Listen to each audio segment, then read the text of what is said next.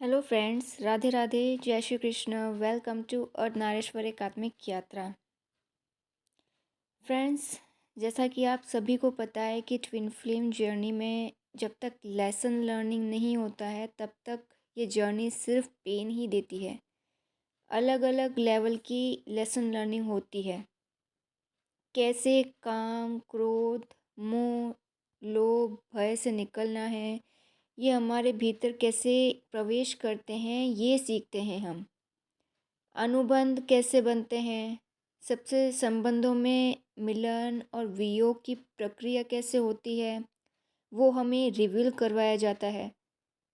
Awakening से पहले जिस भौतिक संसार को ही सब कुछ मान के बैठे होते हैं, वही अवेकनिंग के बाद हमें सिखाया जाता है डिवाइन के द्वारा ही कि उस भौतिक संसार को कितना महत्व देना है। ये जर्नी सिर्फ दो पार्टनर्स के मिलन की जर्नी नहीं है। ऐसा समझिए, श्री कृष्ण गीता में जो बताया है वही हम इस जर्नी के दौरान सीखते हैं। पर शुरुआती स्टेजेस में ट्विन फ्लेम्स को समझ नहीं आता है कुछ। सब कुछ उनके लिए पेनफुल रहता है। एक ही बात की चिंता उनमें बनी रहती है कि यूनियन डिले क्यों होता है ट्विन से।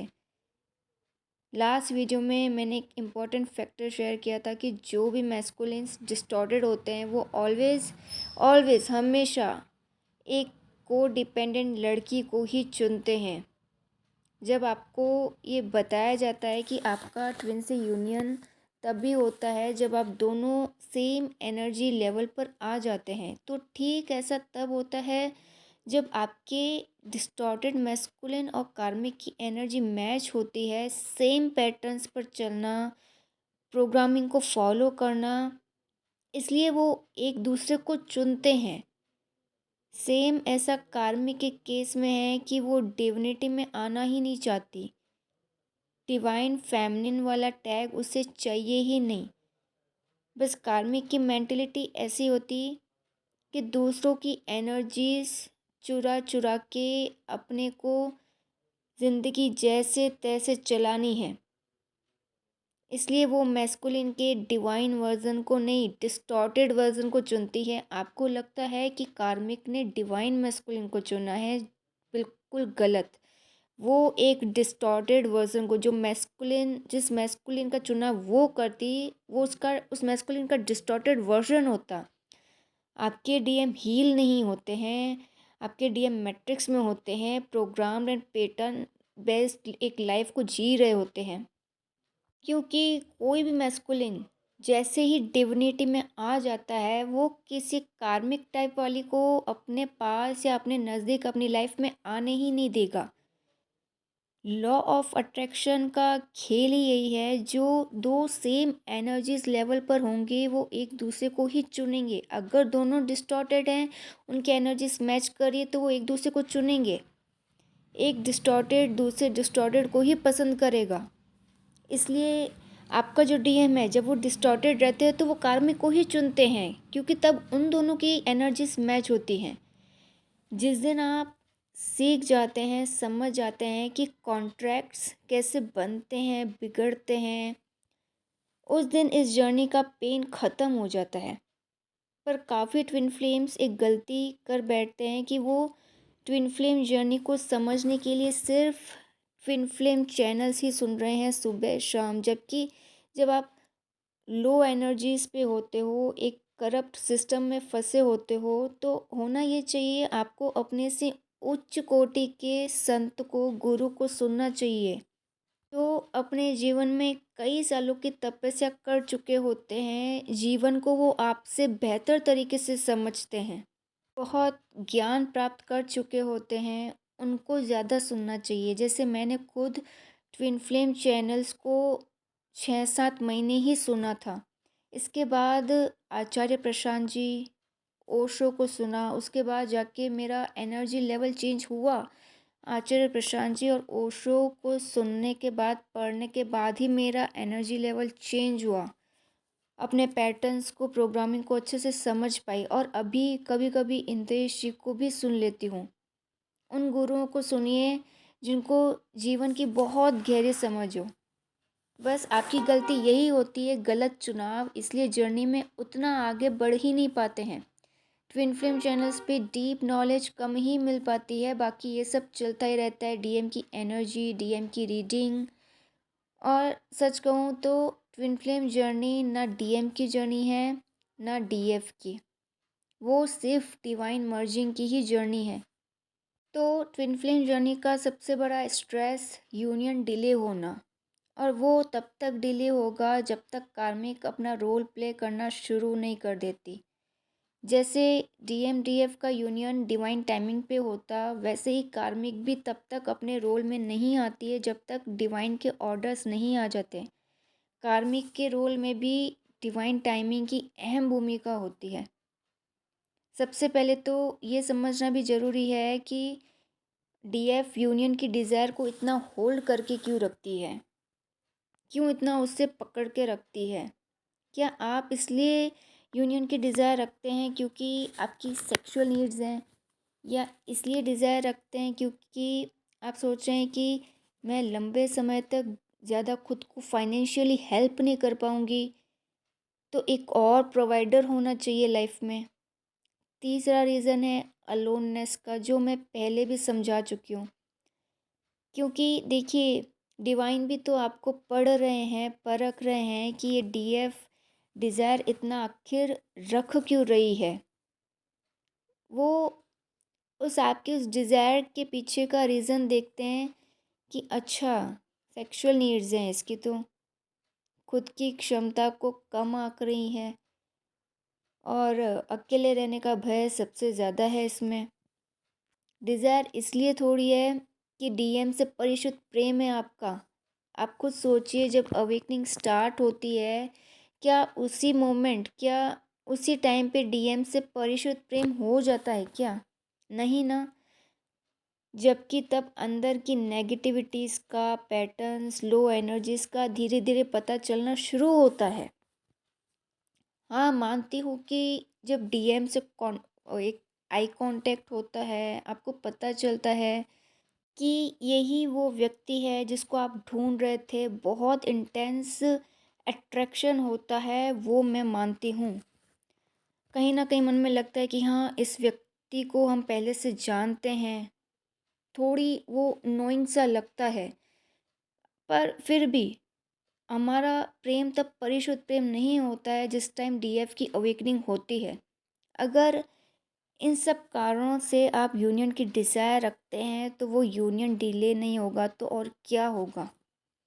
ऐसा मान लीजिए कि गीता के 18 अध्याय को आपको समझाया जा रहा है आपकी इस पूरी यात्रा में, लेसन्स देते हुए, टेस्ट लेते हुए। जब तक गीता के 18 अध्याय समझ नहीं लेते, तब तक यूनियन भूल जाइए।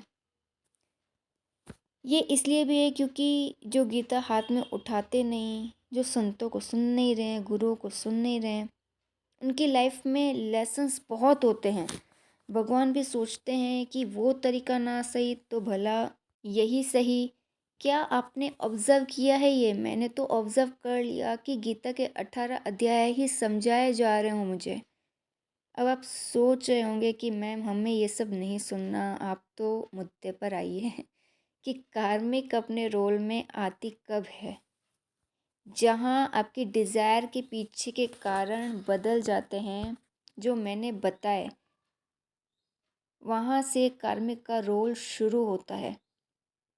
जब आप में सेक्सुअल नीड्स नहीं रहती है, आपको चिंता नहीं रहती, आपको फ़र्क नहीं पड़ता। सोसाइटी आपको प्रोग्राम करती रहती है, पेरेंट्स प्रोग्राम करते रहते हैं कि नहीं, मैरिज ज़रूरी है, मैरिज ज़रूरी इसलिए क्योंकि सेक्स ज़रूरी है। ये प्रोग्राम किया जाता है, ठीक है। पर जब आपको परवाह नहीं रहती है कि नहीं, ये सब ज़रूरी नहीं है जर्नी में, ये लाइफ में ज़रूरी ही नहीं है, अलोननेस से डर नहीं लगता है, अकेलेपन से, ये भी सोसाइटी आपको प्रोग्राम करती है, मैरिज का दबाव डालती है इसलिए कि आप अकेले ना रह जाए, कौन होगा बुढ़ापे में। तो आपको इन्हें करते करते, जब मैंने लास्ट वीडियो में बताया था कि सोर्स से अलाइन हो जाते हैं, तो कोई भय मन में होता ही नहीं है, डर निकल जाता है। वो सरेंडर के बाद कोई चिंता आपको नहीं रहती है। डीएम के लिए बहुत ज़्यादा जो फीलिंग्स थी वो रहती ही नहीं है, ऑब्सेशन वो नहीं रहता है। एक वक्त आता है जब डीएम पर से ध्यान ही हट जाता है, और मोस्ट इम्पॉर्टेंट थिंग कि आपको फ़र्क ही नहीं पड़ता अब कि डीएम की लाइफ में कार्मिक है, क्यों है, कब जाएगी। This is most important stage in your inner work, in your journey. पहले चिंता रहती है कि कार्मिक है, दिख रही है डीएम की लाइफ में, क्यों है, कब तक रहेगी, ये माइंड में चलता रहता है, कॉन्स्टेंटली चिंता रहती है।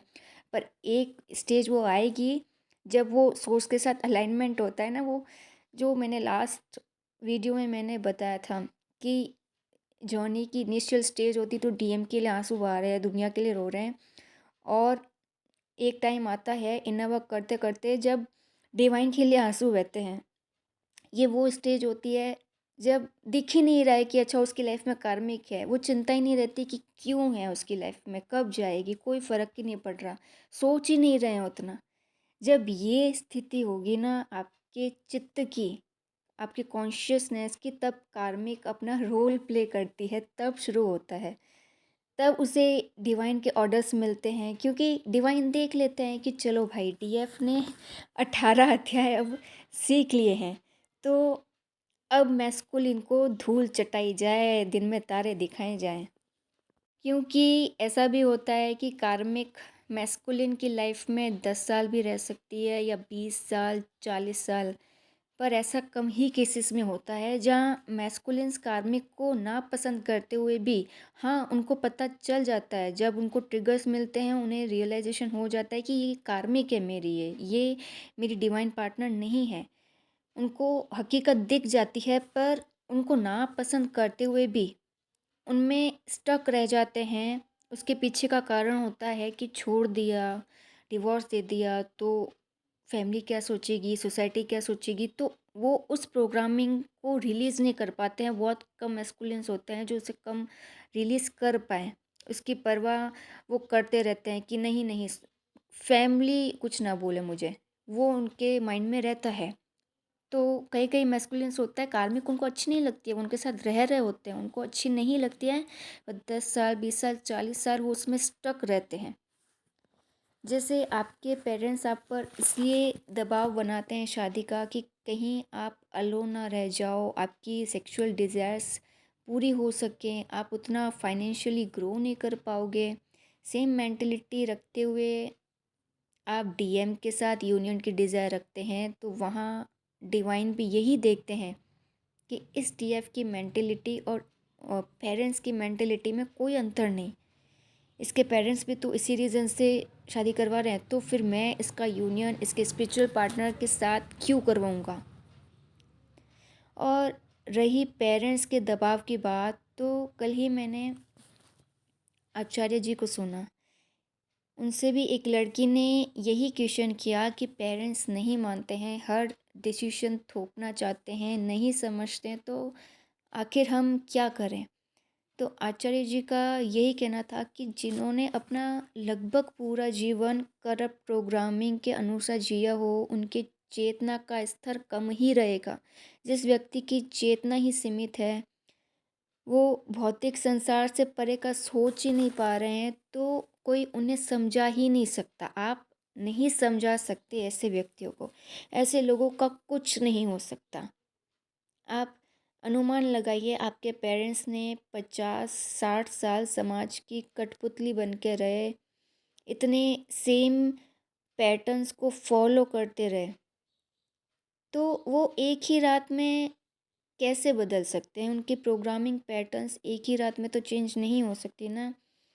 तो इसलिए इतने बड़े लेवल पे अवेकनिंग हो रही है, ताकि आप उन पैटर्न्स को, जो पैट्रार्की सिस्टम रहा है इतने सालों तक, उसको तोड़ सकें और आगे आने वाली जनरेशन नए पैटर्न के अनुसार जीवन जिएं।